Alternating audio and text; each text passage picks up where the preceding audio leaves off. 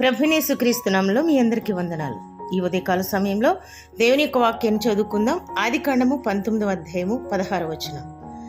అతడు తడవు చేశాను, అప్పుడు అతని మీద యెహోవా కనికర పడుట వలన ఆ మనుషులు అతని చేతిని, అతని భార్య చేతిని, అతని ఇద్దరు కుమార్తెల చేతులను పట్టుకొని వెలుపలకు తోడుకుని వచ్చి ఆ ఊరి బయట నుంచిరి.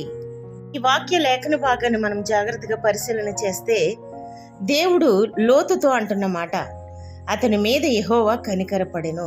అవును, మన బలహీనతలో దేవుని కనికరమే మనకు గొప్ప ఆశ్రయం.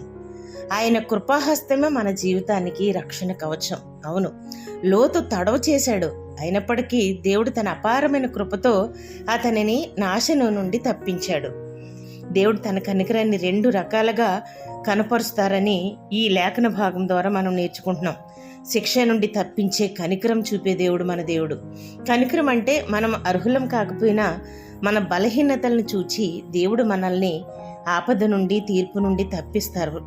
మన అపరాధాలను బట్టి మనల్ని శిక్షించక ఆయన ప్రేమతో మనల్ని దాచిపెడతారు. Praise the lord.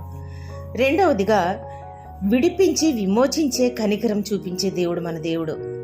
నాశనానికి దగ్గరగా ఉన్న మనల్ని దేవుడు కేవలం చూస్తూ ఊరుకోడంటండి. మన బంధకాలన్నిటినీ తెంపి పాపపు ప్రాంతము నుండి మనల్ని బయటకు లాగి ఆశీర్వాదకరమైన స్థానంలో నిలవబెట్టడమే నిజమైన కనికరం.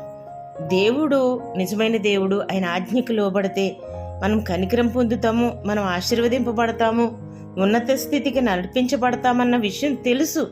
అయినప్పటికీ చిక్కబడినటువంటి బంధకాల్లో ఉండిపోయి తడవు చేస్తూ ఉన్నప్పటికీ ఆయన కనికరం చూపించి ఆ పాపము నుండి, ఆ బంధకాల నుంచి బయటికి తీసుకొచ్చి మనల్ని కాపాడుతానంటున్నారు.